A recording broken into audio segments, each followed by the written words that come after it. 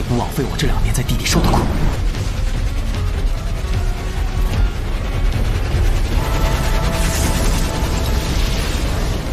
如今的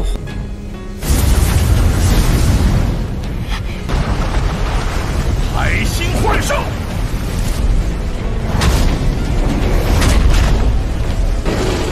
不愧是半普渡宗的强者，竟能凝聚出这么多。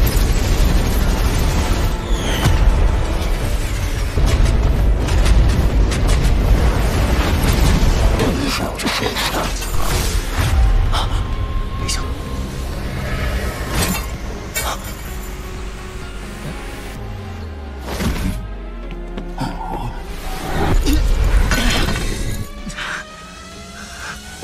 又要救我，就对我这么不客气，这要是这家伙突然出现，韩风这个混蛋现在恶心。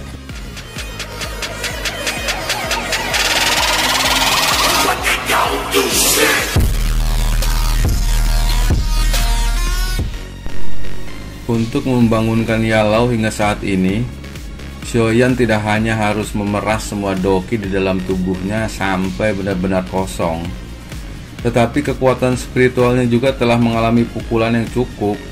Oleh karena itu, masih cukup sulit baginya untuk pulih ke kondisi puncaknya dalam waktu singkat meskipun fakta dari mantra api telah berevolusi menjadi metode Ki kelas D.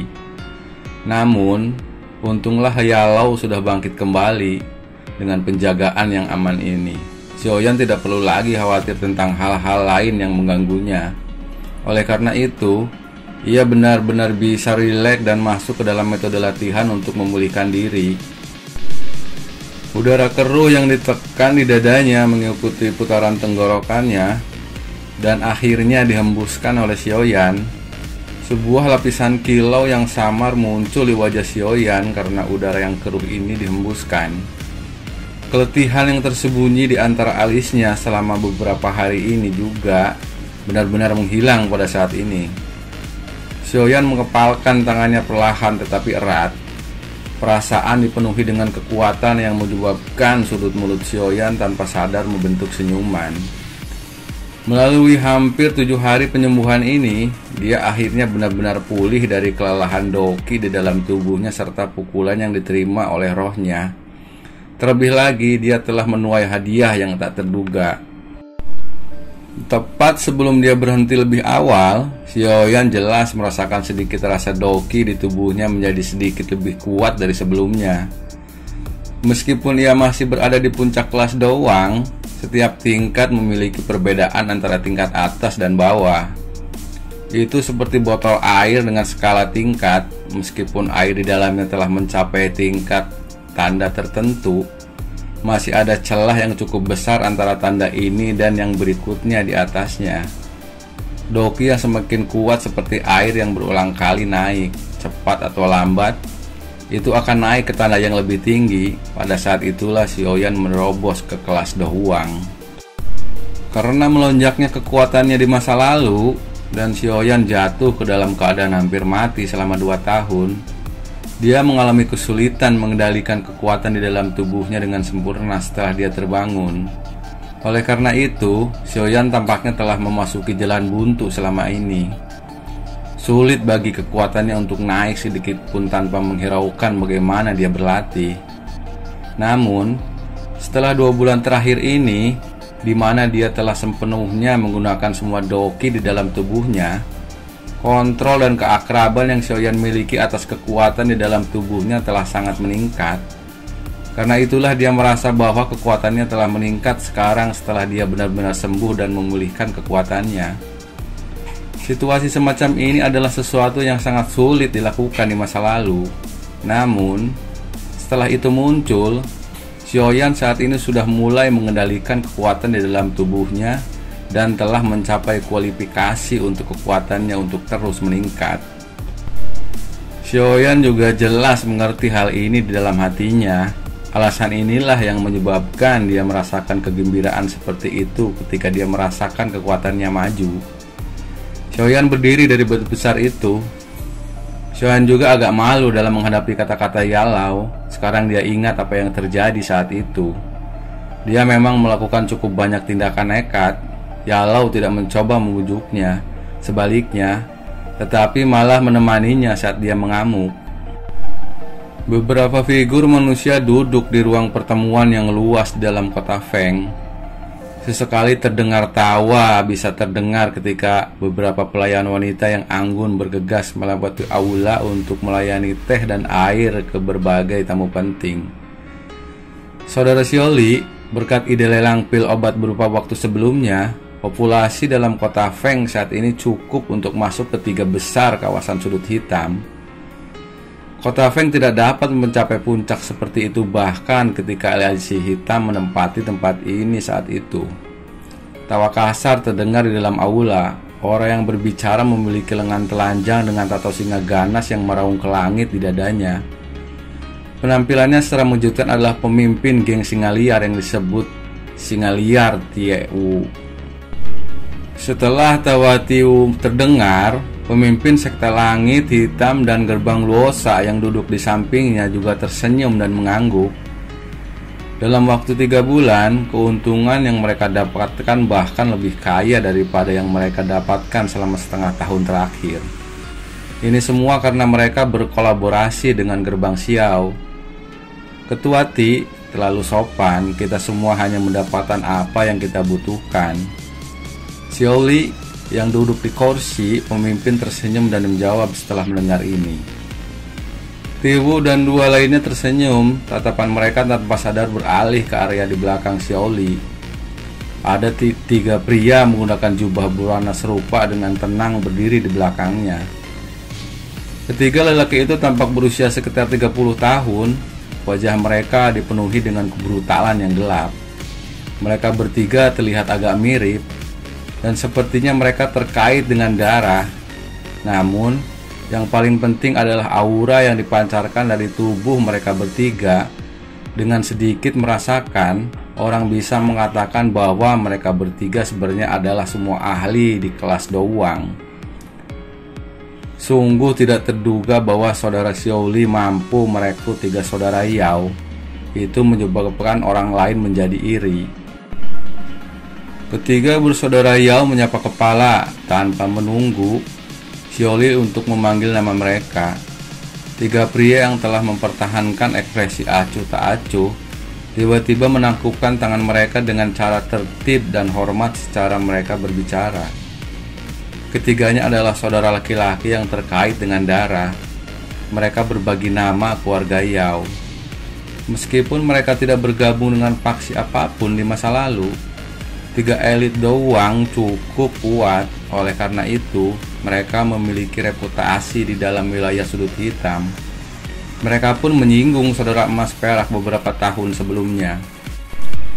Xiaoyan berdiri di jalan yang luas di dalam akademi. Dia menyaksikan para siswa yang dipenuhi dengan vitalitas datang dan pergi. Dan wajahnya yang agak dingin, kedinginan karena berada di dalam wilayah sudut hitam selama beberapa bulan, akhirnya menjadi lebih jauh hangat. Meskipun atmosfer kompetitif di dalam akademi yang cukup kuat, itu benar-benar seperti surga jika dibandingkan dengan wilayah sudut hitam yang kejam.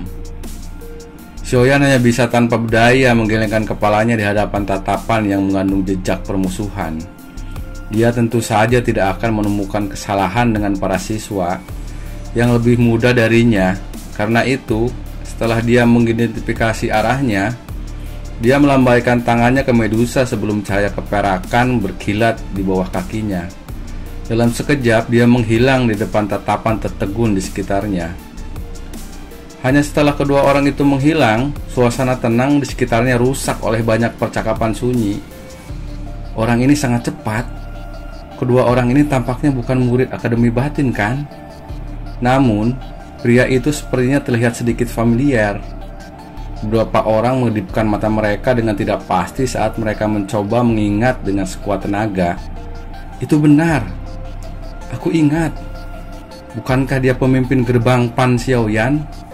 Teriakan yang mengejutkan tiba-tiba terdengar. Segera banyak orang memiliki pandangan pemahaman mendadak di wajah mereka. Semua orang memandang satu sama lain saat kegembiraan melompat di dalam mata mereka. Banyak orang yang mengagumi orang misterius legendaris ini yang biasanya tidak bisa dilihat. Dalam pertempuran besar untuk kelangsungan hidup akademi batin saat itu, pemuda ini pada dasarnya mengubah situasi. Hasil pertempuran yang memukau membuat para siswa ini merasa darah panas mereka mendidih dengan hanya mendengar tentang itu. Tidak heran dia bisa mendapatkan keindahan seperti itu untuk mengikuti di sampingnya. Dia sebenarnya senior Xiaoyan. Cukup banyak orang diam-diam memukul bibir mereka setelah mengetahui identitas Xiaoyan. Mereka segera menghela napas dengan tenang di dalam hati mereka. Tampaknya hanya para pahlawan yang ditemani oleh wanita cantik. Xiaoyan alami tidak mendengar berbagai percakapan dari para siswa. Setelah meninggalkan tempat ini di mana semuanya terjadi, dia bermanuver dengan kecepatan seperti kilat ke daerah jauh di dalam akademi batin tempat tetua pertama Suqian berada. Ketika Xiaoyan memasuki studi yang biasa digunakan Suqian, yang berakhir juga menemukan langkah kakinya. Xiaoyan berdiri di tangga batu setelah keluar dari ruangan ketua pertama Suqian. Dia mengangkat kepalanya ke langit dan membuka napas ke udara. Medusa mengikuti seperti bayangan di belakangnya. Wajah cantiknya yang dingin dan tidak mau mengucapkan satu kata pun. Kadang-kadang ada beberapa tetua akademi batin yang datang dan pergi di ruang belajar. Orang-orang ini yang memiliki status yang cukup tinggi di dalam akademi batin menghentikan langkah kaki mereka dengan penuh semangat mengobrol dan tersenyum dengan Xiaoyan. Mereka tidak memiliki sedikit pun sikap ketua yang mereka gunakan ketika berbicara dengan siswa biasa. Tentu saja, mereka jelas tahu di mana hati mereka bahwa apa yang disebut status ketua mereka tidak memiliki kegunaan sekecil apapun dalam menghadapi pria muda ini di depan mereka. Klan Xiao masih menunggu aku untuk kembali. Aku tidak bisa menunda lebih lama. Semua orang di gerbang Pan terdiam. Xiaoyan tercengang. Dia melihat semua orang yang saling memandang dan merasakan hatinya menjadi hangat. Dia tersenyum dan berkata, "Aku juga berharap demikian. Namun, terlalu berisiko untuk kembali ke Kaisaran Jiama kali ini." Kekuatan sekte mistik Cloud mungkin tidak lebih lemah dari susunan orang-orang kuat yang telah dikumpulkan Han Peng untuk meluncurkan serangan menyelinap di akademi 2 tahun lalu. Apalagi, apa yang akan terjadi pada gerbang Pan jika kalian semua pergi? Ini adalah darah yang keringat kami. Wu Hao dan Wu Jia segera menjadi tidak bersemangat ketika mereka mendengar hal ini. Oleh karena itu, aku berharap kamu memberi perhatian. Kamu dapat memperkenalkan para siswa yang telah lulus di masa depan ke gerbang Xiao. Tentu saja itu sepenuhnya sukarela. Tidak perlu mencoba dan memaksa mereka jika mereka tidak mau. Xiaoyan selalu melihat potensi gerbang Pan dengan serius. Sebagian besar siswa yang bisa masuk akademi batin adalah orang-orang yang memiliki bakat yang hebat. Jika mereka dipersiapkan dengan baik, mereka pasti akan mendapatkan prestasi di masa depan. Ini akan menjadi kekuatan potensial yang sangat besar jika dia bisa mengumpulkan mereka. Bergabung dengan gerbang Xiao, apakah ini tidak sedikit tidak pantas? Karena gerbang Xiao didirikan di wilayah sudut hitam, itu dapat dianggap sebagai paksi dari wilayah sudut hitam. Kamu juga harus menyadari bahwa tempat itu selalu tabu di antara para siswa di Akademi Jianan. Xiaoyan benar-benar santai setelah dia menyelesaikan gerbang Pan dengan benar. Karena Xiao Li masih membutuhkan waktu untuk mengumpulkan para pembantu, Xiaoyan benar-benar santai tidak membuat gerakan untuk meninggalkan Akademi Batin. Berita bahwa Xiaoyan hendak pergi tidak tersebar. Ini karena Wu Hao dan yang lainnya tahu bahwa begitu berita ini diketahui oleh orang-orang di dalam gerbang Pan, tidak dapat dihindari bahwa banyak orang akan kecewa. Dalam hal apapun, Xiaoyan sering menghilang. Itu adalah masalah umum baginya untuk menghilang selama beberapa bulan. Oleh karena itu, menyembunyikannya juga akan sangat mudah. Mungkin lebih baik mengumumkan berita ini di masa depan ketika waktunya sudah tiba. Xiaoyan dengan tenang tetap berada di dalam akademi batin selama periode waktu berikutnya. Dia kadang-kadang memperbaiki beberapa pil obat tingkat rendah di depan umum dan memperlakukan mereka sebagai hadiah yang diberikan kepada anggota gerbang PAN yang membentuk penonton di sekitarnya. Jumlah orang tak terhitung jumlahnya akan datang dan mengamati setiap dia menyaring pil obat. Meskipun jumlah alkemis yang saat ini gerbang PAN rekrut tidaklah kecil, bahwa para alkemis di dalam gerbang PAN merasakan keingintahuan yang besar terhadap pemimpin ini yang memegang gelar alkemis teratas dalam akademi. Setelah semua ini, sebagian besar siswa baru belum pernah melihat persaingan pemenuhan pil obat yang sering dipuji antara Xiaoyan dan pemimpin geng alkemis saat itu. Lin Yang datang dan menemukan dia dengan wajah penuh senyum licik pada suatu hari ketika Xiaoyan menunggu iseng. Setelah itu, mereka menyeretnya keluar dari gerbang PAN dan membawanya ke arena pertempuran yang berliku di Akademi Batin. Arena pertempuran Akademi Batin adalah tempat paling populer di seluruh Akademi Batin. Ada banyak orang yang menghapus keringat mereka di tempat ini. Lin Xiuya dan Liu Qing menggunakan tindakan mereka untuk membalas pertanyaan Xiaoyan. Kedua tokoh ini bergetar dan berubah menjadi dua garis samar yang tidak bisa dipisahkan. Akhirnya, mereka berubah menjadi busur yang agak misterius saat mereka bergegas menuju Xiaoyan. Pertukaran pertama, suara rendah dan dalam teredam muncul di arena. Sebuah kekuatan yang kuat keluar dengan cara seperti guntur pada saat itu, menyebabkan sosok Lin Xiuya dan Liu Qing secara eksplosif mundur dengan lebih dari 10 langkah. Pertukaran kedua, Doki melonjak keluar dari tubuh Liu Qing dan menghilangkan sesak dada yang disebabkan oleh kekuatan hisap yang kejam. Ekspresi Liu Qing tenggelam ketika melihat bahwa Xiaoyan hendak mendekatinya. Tangannya yang sedang memegang Doki tiba-tiba diperpanjang. Pertukaran ketiga, rasa sakit menusuk itu samar-samar ditularkan dari tangan Liu Qing karena dia terus diserang oleh udara panas yang Xiaoyan keluarkan. Liu Qing tiba-tiba mengeluarkan suara gemuruh rendah setelah meraih kedua tangan Xiaoyan. Angin bertiup melewati punggung Xiaoyan saat suara gemuruh Liu Qing terdengar. Ributan. Adegan aneh menyebabkan kegemparan muncul di seluruh arena. Orang ini benar-benar mempraktekkan gerakan 3000 petir. Sejauh itu, Sukian terkejut ketika dia menyaksikan pemandangan aneh di bawah.